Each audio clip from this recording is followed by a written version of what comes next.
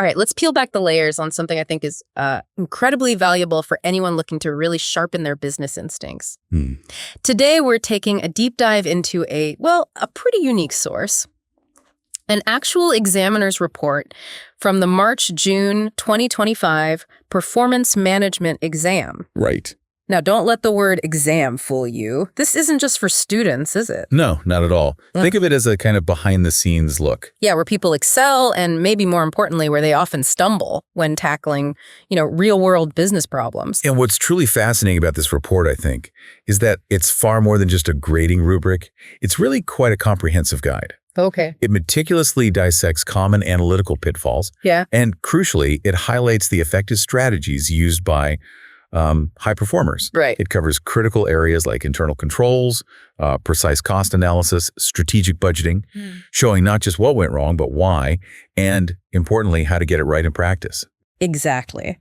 So our mission today is, it's to equip you, our listener, with those sharp analytical tools and maybe some genuine aha moments. The kind that will help you navigate complex business information. We want you to feel, well-informed quickly on some of the trickiest bits of performance management. Definitely. So to really get the most out of the insights we're about to uncover, it helps to know what this PM Examiner's Report is all about. For me, it feels a bit like a masterclass in making smarter business decisions, really, no matter your field. I'd agree with that. It's designed to give constructive guidance, pointing out common strengths, and maybe more usefully, weaknesses in how people approach these challenges. Okay, so where do we start? How's it structured? Right. Well, to give you a clear roadmap for this deep dive, the report itself is structured into 3 main sections. Okay. We'll start with section A, which covers objective test questions, those sort of quick checks on foundational concepts. Then we'll move to section B, which delves into objective test case questions, applying those fundamentals to more realistic scenarios. A bit more applied then. Exactly. And finally, section C presents constructed response questions demanding, deeper analysis and a more comprehensive explanation. We'll be pulling out key insights from each. Perfect. Let's jump into section A then. You said this part focuses on mastering those fundamentals. And surprisingly, where many common mistakes are made, these aren't just academic questions, are they? They feel more like quick fire checks on basic business instincts. That's a good way to put it. They really test those essential instincts needed in pretty much any role. Okay, first example. Imagine you're setting up a system for internal reports. What control does the report highlight as most effective? It's not always the obvious thing, I guess. No, it isn't. The report emphasizes that the most effective control is ensuring, and I quote, recipients of reports are agreed and updated on a regular basis. Okay, agreed and updated. Sounds simple. It does, but it's critical. Because reports must not only be accurate, but also reach only those who genuinely need the information. So it's about avoiding information overload too. Precisely. And think about why other common approaches might fall short. If you rely on end users to generate reports, they might lack the complete picture or just not have the time, right? Yeah, it makes sense. Producing all reports at fixed, rigid frequencies, not efficient. Needs vary. True. And while sure, regional directors use reports for strategy, it's probably not the best use of their time to be producing them, and they might lack that granular detail needed for accuracy. So the core insight here, the aha moment, is that it's really about targeted, accurate distribution. It's not just churning out reports. Exactly. Right people, right information, right time. That specificity is key. Okay, next up. Let's unpack divisional performance, specifically using something called residual income, or RI. You said this pushes beyond just looking at profit figures. It really does. Residual income is crucial because it helps you understand the true economic profit. It forces you to factor in the cost of capital. How does that work then? The formula? It's actually quite straightforward. You take the operating profit, that's the pre-tax figure, and then you subtract the imputed interest. Imputed interest. Yeah, and that imputed interest is calculated simply by multiplying the capital, employed the money invested in the division by the divisional cost of capital. Right. So in the example from division GDR they give, operating profit was $3,420. The imputed interest was $1,782. The imputed interest was $1,732. It tells you if the division is actually creating value after considering the cost of funding it. That's a really useful perspective. Okay, now for cost volume profit, or CVP, analysis. The report apparently highlights some surprising nuances here. It does. Let's take this. If your fixed costs increase, say by 12%, what happens to your break-even point? You might think it's complicated, but It's actually a classic trap. The relationship is absolutely direct. A 12% increase in fixed costs leads directly, bang, to a 12% increase in the break-even point. Simple as that. right, 1-to-1. Exactly. But what's maybe even more revealing and often missed is the disproportionate impact of changing your selling price. Oh, how so? Well, the report gives an example where a seemingly minor 10% price drop caused a massive 17.5% fall in the contribution to sales, or CS ratio. Wow, 10% price drop leads to a 17.5% CS ratio fall. Yeah, it just highlights how incredibly sensitive your profitability can be to pricing. A small tweak there can have this huge ripple effect on the bottom line. That's definitely something to keep in mind. Okay, Yeah. here's one I think efficiency enthusiasts will like. Throughput accounting and finding bottlenecks. Ah, yes, bottlenecks. You might think the bottleneck is just, the slowest part of your process, but the report suggests it's often not what you first assume. You're absolutely right. It's a common misconception. The bottleneck isn't simply the stage with the lowest theoretical capacity on paper. Okay, so what is it then? It's the stage that dictates your lowest maximum possible output per month, considering all constraints. Take the Illawarra Co. example in the report. When you actually calculate the maximum output for each stage based on machine time per unit and the available hours per month, it turns out stage 2, yielding only 128 units per month, is the true bottleneck. Even if another stage looks slower initially. Potentially, yes. Yeah. Understanding this is key because increasing capacity there at stage 2 is the precise leverage point to improve your overall throughput accounting ratio, your TPR, and boost total output for the whole system. Got it. It's about finding that actual choke point. So it's not about just what looks smallest on a spreadsheet, but what genuinely limits your entire operational flow? Finding the real constraint. It's it, exactly. The real constraint. Okay, let's shift gears now. We've covered some fundamentals in Section A. Let's move to high-stakes business decisions explored in Section B through the Hersman Co. case study. They're a furniture manufacturer, right? That's right. Facing some pretty classic but tough choices. First up, the tricky art of discontinuation. How does a company actually decide, okay, we need to stop making this product, especially when it might not feel, intuitive? Yeah, it's a tough call. And this decision absolutely hinges on identifying only the relevant costs and revenues. That's the crucial part. Relevant costs. So Right. what does that mean in practice? It means focusing exclusively on the revenue you'd lose, the variable costs you'd save, and critically, only those fixed costs that would actually cease if the product was dropped. Oh, Anything else is irrelevant noise. okay. In the Hersman case, their Lizuro chair showed a relevant loss of $100,000. A loss. Yes, meaning if its production stopped, Hersman would actually be $100,000 better off financially. Right. The Serenito chair, however, despite maybe looking less profitable overall, actually showed a relevant profit of $100,000 when you did this analysis. Oh, okay. So based purely on relevant costs, only the Lizuro should be discontinued. The principle is crystal clear.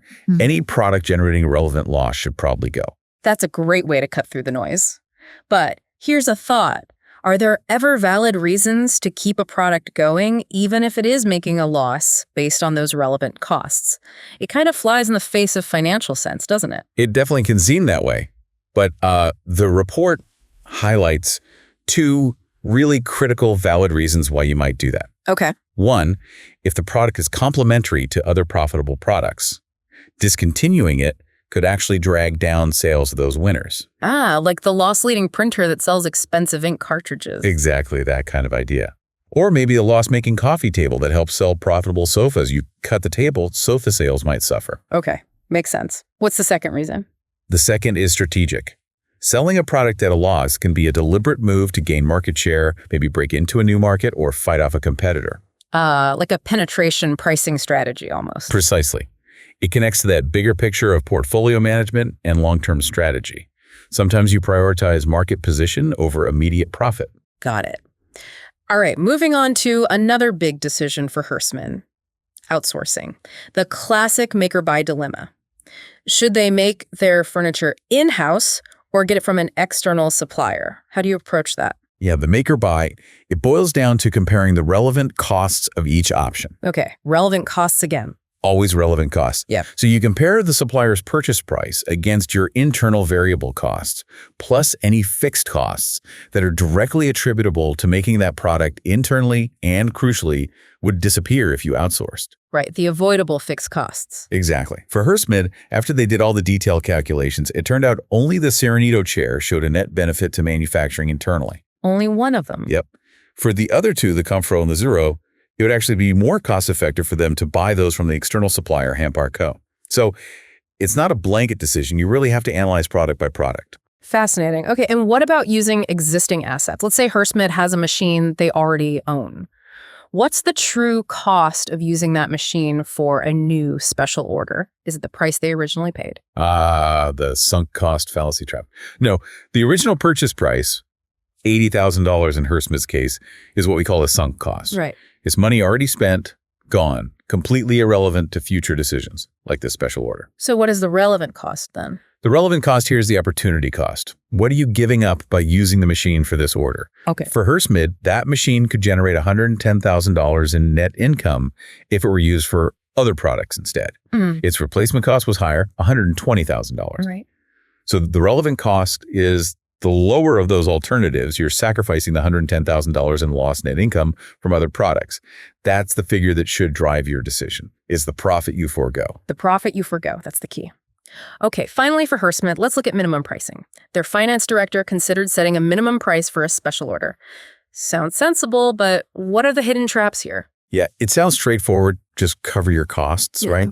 But the report highlights a critical point. While a minimum price absolutely should cover your incremental costs and that opportunity cost we just talked about, setting it too low can seriously backfire. It can erode the product's perceived value in the market. How so? Well, customers might start thinking, oh, this is the cheap option, associating the low price with low quality.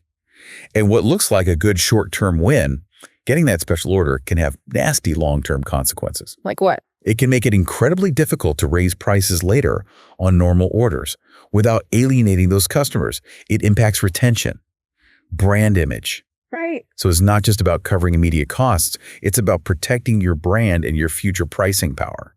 Big picture thinking. That's a fantastic point about the longer-term view. Okay, that brings us nicely to Section C. This is where the constructed response questions live, you said, requiring deeper application, more strategic thinking. Exactly. This is where you really have to pull together multiple concepts and explain your reasoning clearly. Right. Let's start with the Eastern Hospitals Trust, or EHT. A not-for-profit facing funding cuts. The big challenge, measuring performance when profit isn't the main goal. How do you define success then? Yeah, that's a huge challenge for public sector and nonprofit bodies.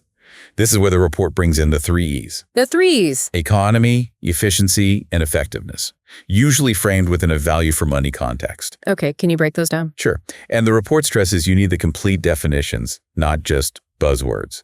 So economy is just minimizing cost. It's the extent to which services of acceptable quantity and quality are provided at the lowest cost possible. Getting the best deal on inputs, essentially. Acceptable quality is key there. Absolutely. Then efficiency is about making sure your resources are utilized in the smartest way to achieve outputs. Doing more with less, basically. Like seeing more patients with the same staff without quality dropping. Got it. And effectiveness. Effectiveness is the ultimate test. Are you actually achieving your core objectives? For a hospital like EHT, that's delivering quality patient care, improving health outcomes. That's the mission. Okay. Economy, efficiency, effectiveness. Now, with funding so tight at EHT, why is a balanced mix of these crucial? Wouldn't they be tempted to just slash costs, focus only on economy? They might be tempted, and that's precisely the danger the report flags. Focusing solely on cost control, on economy, especially with reduced funding and staff, can be disastrous for the other E's. How so? Well, think about it. They're directly interrelated, aren't they? If funding cuts lead EHT to buy cheaper, lower quality equipment that directly impacts the effectiveness of patient care. Right, quality suffers. Or if staff reductions lead to longer waiting times, that hits both efficiency, fewer patients treated per hour, and effectiveness, potentially worse outcomes due to delays. Okay. So balancing these aspects is crucial to ensure they maintain financial performance while still achieving their overall mission of quality service. You can't sacrifice one for the others, especially not effectiveness. That makes total sense. Now, still on EHT, The report mentioned a common pitfall was candidates focusing on EHT's performance rather than the challenges of measuring it. What are some of those measurement challenges? Yeah, that was a key distinction. It's not about if EHT is doing well, but how hard it is to tell accurately. The report highlights specific difficulties relevant to a hospital. Such as? Okay, things like data accuracy. Are quality ratings based on every procedure or just a sample? That makes a difference. Sure does.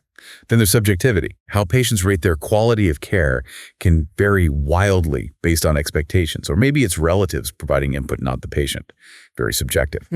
Data quality itself is an issue. Treatment times, for example, might depend heavily on the type of emergency, a minor cut versus a major trauma. Comparing averages can be misleading. Right, you need context. Exactly. And often overlooked, there's the sheer time and effort needed just to collect and clean all this data, especially when you're already facing funding cuts and staff shortages.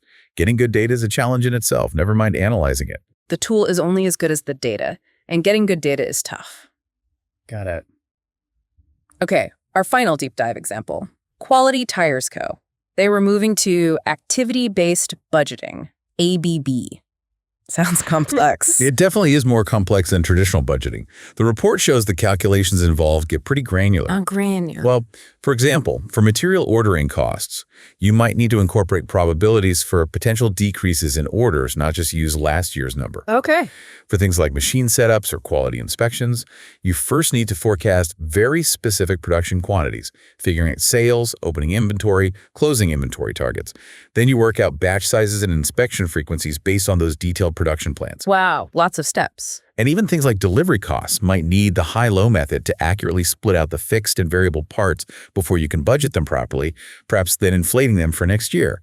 It really demands meticulous step-by-step works. But the report also said many candidates struggled not just with the doing, but with explaining the difficulties of actually implementing ABB. It's more than just tricky sums, right? Absolutely. That was a key finding. Simply stating ABB is costly or ABB is difficult wasn't enough. You have to explain why. So what are the real hurdles? Well, first, the implementation itself carries significant costs. Systems, training, time. A company needs a clear cost-benefit justification before diving in. Is the better information worth the investment? Right, the business case. Exactly. And maybe even harder is gathering all that necessary detailed information on every single activity and identifying their precise cost drivers. What actually causes setup costs to occur? How often? It's inherently difficult and incredibly time-consuming. So it's resource strain, complexity in data gathering. Yes. It's not some abstract difficulty. It's a tangible drain on resources and a huge challenge in data collection and analysis that needs to be articulated clearly. It's a big undertaking. Wow. Okay, well, we've certainly cut through some noise there and pulled out, I think, some really common pitfalls, but also some surprising insights in performance management, all straight from that examiner's report. Yeah, and that was really our mission, wasn't it? To deliver those key nuggets of knowledge, understanding these concepts, and maybe more importantly, the common mistakes people make with them that can truly elevate your ability, anyone's ability, to make well-informed decisions. And spot opportunities for improvement, too. Absolutely. Spot those opportunities for improvement in pretty much any business context. These ideas aren't just academic. So thinking about you, our listener, what does this all mean for you? Maybe the next time you encounter a complex business report or you're involved in a strategic decision, pause for a moment. Consider, are the relevant costs truly identified here, or are we getting distracted by sunk costs? Are we measuring all the ease of performance economy, efficiency, and effectiveness, or just focusing too much on one? Yeah, that balance is key. And are we accounting for those hidden costs or maybe those unexpected opportunities, like those bottlenecks that aren't immediately obvious but are really constraining things? Or the long-term damage to perceived value from a seemingly good short-term price cut? Good questions to ask. Definitely food for thought. Yeah. Until next time, keep digging deeper.